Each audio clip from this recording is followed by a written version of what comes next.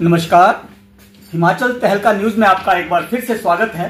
मैं Hemant Rana, camera person Tarsem के साथ आज आपको एक ऐसी समस्या पर लेकर आया हूं जो कि लोगों के घरों तक दिक्कत कर रही है।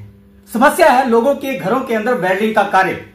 हालांकि हम देख पा रहे हैं कि किस तरीके से लोग आजकल अपने घरों को नए तरीके से रेनोवेट कर रहे हैं, बना रहे हैं, लेकिन उसके बीच में जो वेल्डिंग का कार्य है उसके ऊपर कहीं ना कहीं आकर के एक पेच फंस गया है जो कि पुराना है। हालांकि एक नोटिफिकेशन बताई जा रही है कि जो वेल्डर आता है वेल्डिंग करने के लिए तो वो पहले वहां पर उसका एक पर्ची काटी जाती है और यदि वो पर्ची ना कटवाए तो 350 रुपए की पेनल्टी उसको पड़ेगी यदि वो वेल्डिंग करता हुआ पाया गया बिना पर्ची के। तो ऐसा ही कुछ लोग जो कि बताते हैं कि पहले ऐसा कुछ भी नहीं था, लेकिन क्या ये नए फरमान है या पुराने फरमान है, क्या है ये सारा, इसके पीछे सारा का सारा रहस्य जानने के लिए आज हम आए हैं मंडल नदौन के एक्सियन करणवीर सिंह पटियाल। उनसे हम जानकारी लेना चाहेंगे कि किस तरीके से जो है लोग यहाँ पे इस मामले को लेकर के परेशान हैं और क्या उनकी परेशानी है और इसके पीछे क्या कारण है, किस तरीके से इसको हैंडल किया जाएगा और किस तरीके से ये हैंडल होना चाहिए।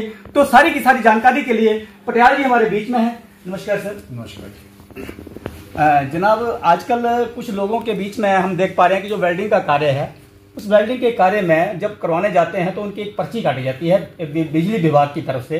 तो हालांकि कई जगह तो लोगों को मालूम भी नहीं है, लेकिन उसके बावजूद भी लोग परेशानी में हैं। तो इसका जरा बताएंगे आप कि ये क्या चीज़ है सर? जो वेल्डिंग आम लोग घरों में की जाती है उसके लिए बोर्ड के टैरिफ में प्रोविज़न है।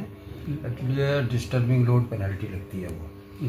तो अगर तो प्रायर अप्रूवल आदमी या वेल्डर जो पब्लिक करवा रहा है कोई कंज्यूमर, या तो वो पर्ची कटवाएगा या फिर जो वेल्डिंग कर रहा है वो अप्रूवल लेके जाएगा।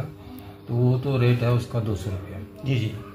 और अगर मान लो पर्ची नहीं कटवाई है और फिर भी वेल्डिंग करते हुए हमारे इंस्पेक्शन में पाया जाता है तो उसको 350 रुपये की पेनल्टी लगती है। जैसे कि आप बता रहे थे अभी कि ये अभी से है फरमान या पहले से है, तो ये फरमान नहीं है कोई भी, ये पहले से ही टैरिफ का पार्ट है।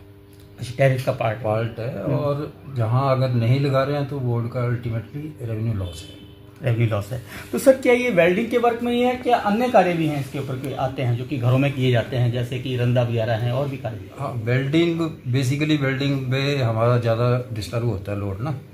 बाकी तो रंदा है, रंदे पे भी लगा सकते हैं लेकिन उसको इग्नोर किया जाता है, ज़्यादा नहीं हम डालते हैं। लेकिन अगर चाहें तो उसको भी लगाया जा सकता है। लेकिन सर कहीं ना कहीं लोग जो है वो कहते हैं कि हमने तो बिजली का बिल देते हैं और बिजली से हम लोग ले रहे हैं, कनेक्शन से हम ले रहे हैं, उसके बावजूद हमारे को डबल पेनल्टी पड़ रही है। तो ऐसे वो मैं क्लियर कर देता हूँ। एक्चुअली बेसिकली क्या है कि जो वेल्डर है वो किसी घर में जाएगा वेल्डिंग करने के लिए, मान लो छत डालनी है उसमें, तो वो तो उस कंज्यूमर से काफ़ी पैसा लेगा। जी ठीक है, उसका कमर्शियल पर्पज है, वो तो पैसा कमाएगा। अब करते क्या है वेल्डिंग वाले कि वहाँ जाएंगे, उनको बता देंगे कि आपका 1 लाख रुपया लगेगा वेल्डिंग का और हम कर देंगे, पर्ची वो खुद नहीं कटाते हैं। मेरा तो अपना मानना है कि वो पब्लिक अगर कंज्यूमर है कोई, वो ना भी कटवाए तो वेल्डिंग वाला एटलीस्ट कटवाए, ताकि पब्लिक भी हरास ना हो और जो पैसा कमा रहा है वो पे करे। थोड़ा सा ये बताइए कि जो कानूनी तौर पे जो नोटिफिकेशन है इसके अंदर प्रावधान जो है वो वेल्डर के लिए है या कि आम पब्लिक के लिए है? वो तो डिस्टर्बिंग लोड पेनल्टी है, तो वो बेसिकली वेल्डर पे ही इम्प्लीमेंट होगी। वेल्डर पे इम्प्लीमेंट होगी क्योंकि वो जाके कर रहा है ना। जी। करवाने वाला तो पे कर रहा है। जी। तो मेरा तो अपना ये है कि ये वेल्डर कटवाए तो वेल्डर कटवाए।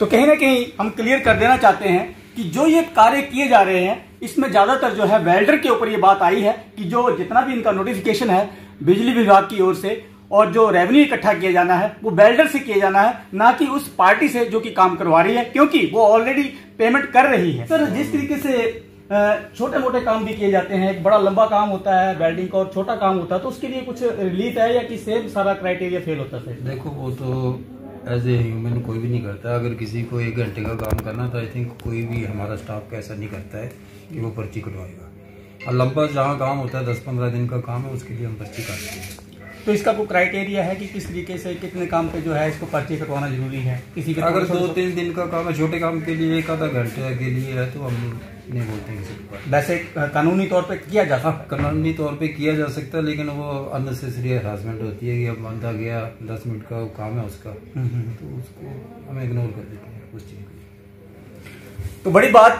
पटियाल जी ने बताई है कि किस तरीके से जो है छोटे कामों पर इतना ज्यादा तवज्जो नहीं दी जाती है, लेकिन कहीं ना कहीं फिर भी लोगों में काफी इस बात को लेकर के रोष है कि उन्होंने पहले कभी ऐसा नहीं किया, लेकिन अब जो उन्हें इस बात से जूझना पड़ रहा है और कहीं ना कहीं उन्हें एक्स्ट्रा पैसे देने पड़ रहे हैं। तो इस बारे में लोगों का कहना है कि जो है ये नई बात उनके सामने आई है। ऐसा कुछ नहीं, नई बात नहीं है।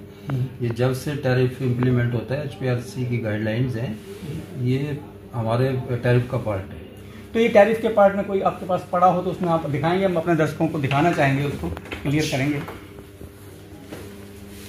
अभी आपको मैं दिखा देता हूँ।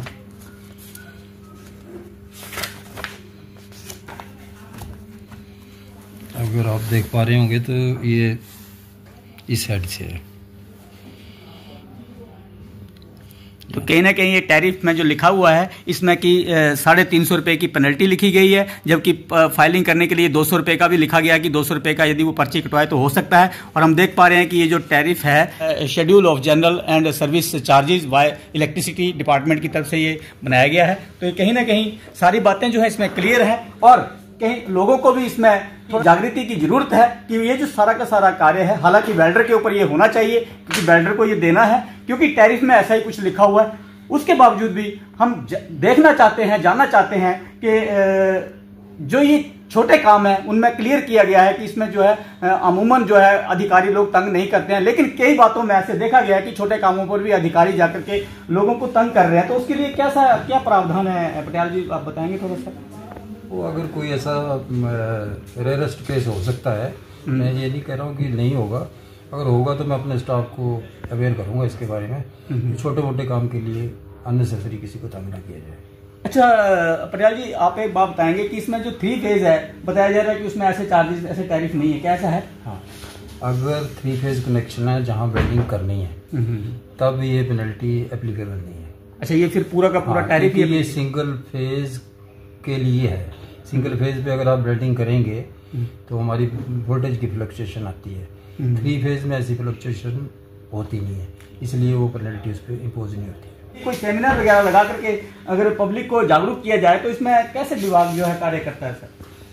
अभी राणा जी मैंने वैसे प्लान किया और पीछे थोड़ा हमें कैंसिल करना पड़ा, तो हम अब अवेयरनेस का प्रोग्राम करेंगे अभी पूरे नदौन कंस्टिट्यूंसी में। उसमें जो आम घर की छतों पे अपने लगने हैं सोलर प्लांट, उनके बारे में भी होगा। पब्लिक इकट्ठी होगी तो ये बिल्डिंग के बारे में भी बात लोगों के समक्ष रखेंगे ताकि लोगों को पता लगे कि ऐसे चार्जेस होते हैं और हमें देने चाहिए, ताकि गवर्नमेंट का जो रेवेन्यू है वो ड्रेन में हो।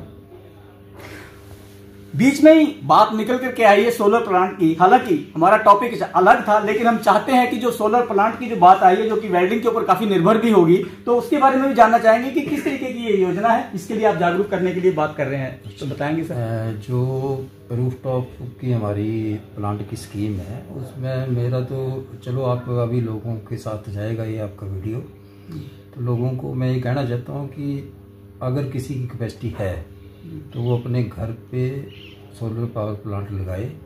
एक तो मान लो 3 किलोवाट का लगाता है तो उसकी बिजली फ्री हुई, दूसरा अगर सरप्लस बिजली होगी उसका पैसा मिलेगा, और इलेक्ट्रिसिटी बोर्ड को उसका यूनिट मिलेंगे, मतलब जनरेशन होगी। तो स्टेट गवर्नमेंट का भी टारगेट शायद एग्जैक्ट मेरे को मालूम नहीं है, लेकिन शायद 50 मेगावाट के आसपास है।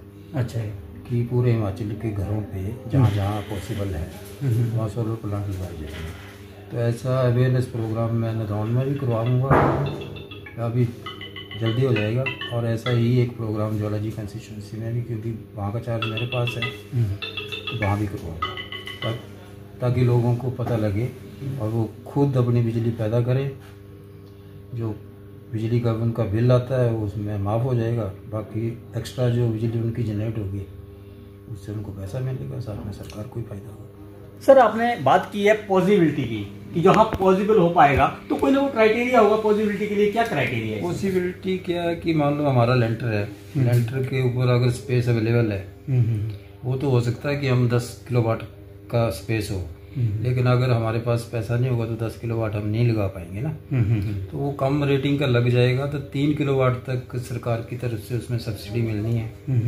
एग्जैक्ट अमाउंट हम अवेयरनेस में बता देंगे।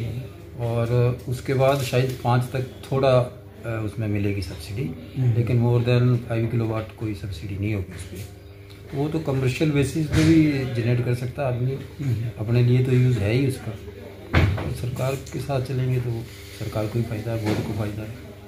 सर, आपने एक बात कही कि 10 किलोवाट तक का, 5 किलोवाट तक का, 3 किलोवाट से ऊपर तक का, लेकिन जो उसके लिए स्पेस कितना चाहिए होगा, कुछ ऐसा भी क्राइटेरिया आपके पास है? हाँ, उसके लिए ज़्यादा स्पेस नहीं चाहिए था। 5 किलोवाट के लिए मैं हार्डली कोई, जैसे अमूमन हमारे 2000 स्क्वायर मीटर का फुट का वो लैंटर है, तो उस पर 10 किलोवाट का आराम से लगेगा। तो ये सारी बातों को लेकर के आज ये मामला जो लोगों के बीच में आ रहा है, लोगों के लिए समस्या जो उठ रही है, तो हमने ये सारी की सारी जानकारी लेने के लिए पटियाल जी एक्शन जो कि नदौन मंडल के हैं, साथ में इनके पास चार्ज है ज्वाला जी मंडल का भी, तो कहीं ना कहीं दोनों तरफ से ही आजकल पटियाल जी ने बड़े तरीके से बखूबी से इस कार्य को अपना निभाया है। और कहीं ना कहीं हिमाचल प्रदेश बोर्ड के लिए एक रेवेन्यू का सोर्स जो है, जो दबा पड़ा था, और उसको भी कहीं ना कहीं उजागर करके अपने रेवेन्यू को भी बढ़ाया है। तो धन्यवाद सहित मैं हेमंत राणा, हिमाचल तहलका न्यूज के लिए कैमरा पर्सन तरसेम के साथ नदौन से।